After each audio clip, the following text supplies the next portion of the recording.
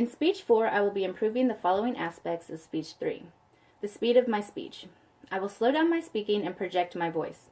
Visual aids. I will upload my visual aids to make them clear and easier to see. My stance. I will avoid fidgeting and moving around during my speech. Imagine you're a child that has been given nothing else besides a choice between a life full of doing the unspeakable or no life at all. Survival is at the basis of all human instincts. We do what we can to get by. For children in the Uganda and various other parts of Africa, they are forced to make decisions based upon nothing more than survival.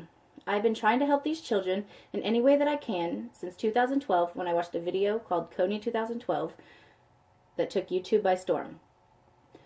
According to Washington Times, Joseph Kony has led the Lord's Resistance Army, or LRA, in Uganda and northern Africa for over a decade now. He has been terrorizing their citizens. As you can see here, through these actions, he has killed 100,000 people. This is equivalent to the entire city of Albany, New York, being murdered. He's also captured 30,000 plus children, which make up his army of young boys, forced out of their home and then made to kill their own families. Part of his group is also young girls, forced to become sex slaves for his army. Also, due to his actions, 1,700,000 people have been displaced from their homes. To think of it as a city, this is equal to the entire city of Vancouver, Washington. These numbers were provided by the resolve he claims that his LRA movement has been fighting to create a government in Uganda based on the Ten Commandments. But his rebels have only been terrorizing people. Kony is wanted for war crimes and has failed to sign peace treaties multiple times that have been offered to him. His actions are ones of terror, plain and simple, and it needs to be stopped. Do more than just watch. It seems simple enough, and is a mantra that has been adopted by an organization I will soon be telling you about,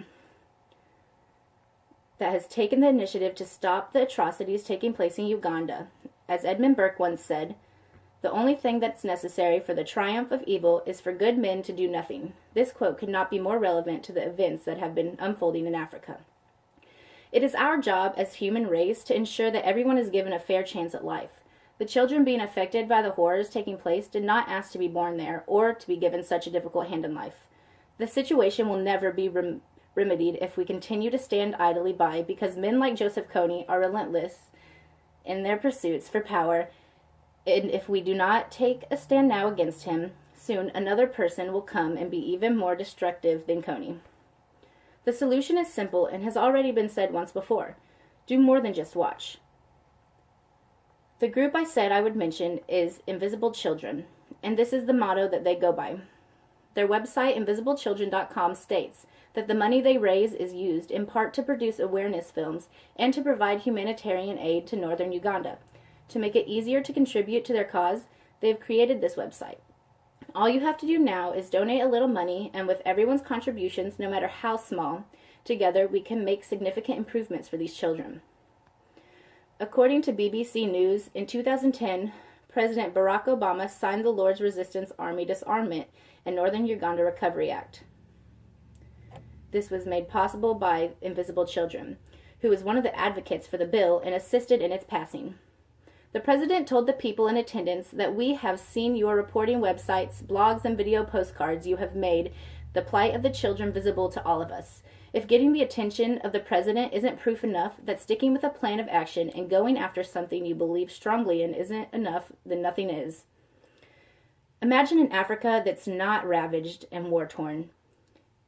Africa is an amazingly unique continent with a rich history, and the fact that more people are not able to travel there to experience what it's like due to threats from groups like LRA is sad. Seeing Africa become more of a travel destination for vacations as well, there would be an income from tourists. This money coming into the country would make it easier to create a better quality of life and improve their conditions.